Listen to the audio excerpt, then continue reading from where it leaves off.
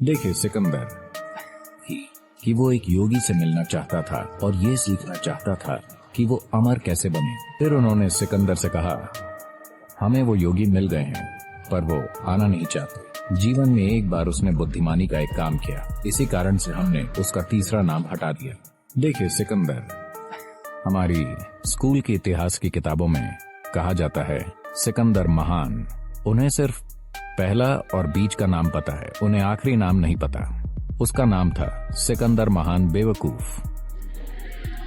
पर यह बहुत लंबा है तो किसी ने नाम का आखिरी हिस्सा हटा दिया।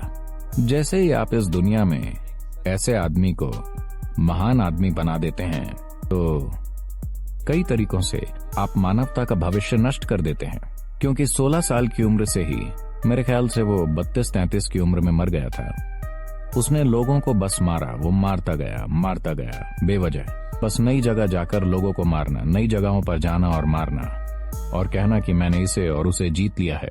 और उसने अपने साथ अपने देश के तमाम युवा इकट्ठा कर लिए थे जो उसके साथ लड़ाइयां लड़ते थे। थोड़े थोड़े दिनों के बाद वो अपने एक साथी को मार देता था, बस कोई आरोप लगाकर। क्योंकि हमेशा ऐसे तानाशाह को लोग धोखा देते हैं और उसे डर होता है कि कोई धोखा दे देगा, तो वो कोई बहाना खोज कर कहते उसने ऐसा किया था और उसे लोगों के सामने मार दिया जाता।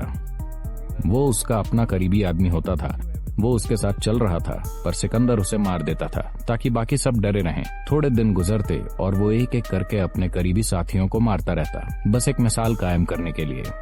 वो ऐसा इंसान था, वो हर समय मौत बांटता रहता था पर खुद मरना नहीं चाहता था। वो चाहता था सब मर जाएं, पर खुद मरना नहीं चाहता था।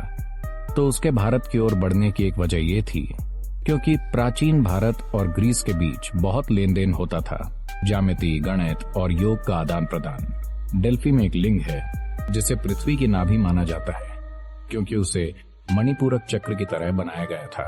उसमें मणिपूरक को बहुत शक्तिशाली रूप से स्थापित किया गया था। अब उसे उसके मूल स्थान से हटाकर संग्रहालय में रख दिया गया है, पर फिर भी थोड़ा चटका हुआ है। मेरे ख्याल से काफी विकृत हो गया है, पर फिर भी बहुत शक्तिशाली है।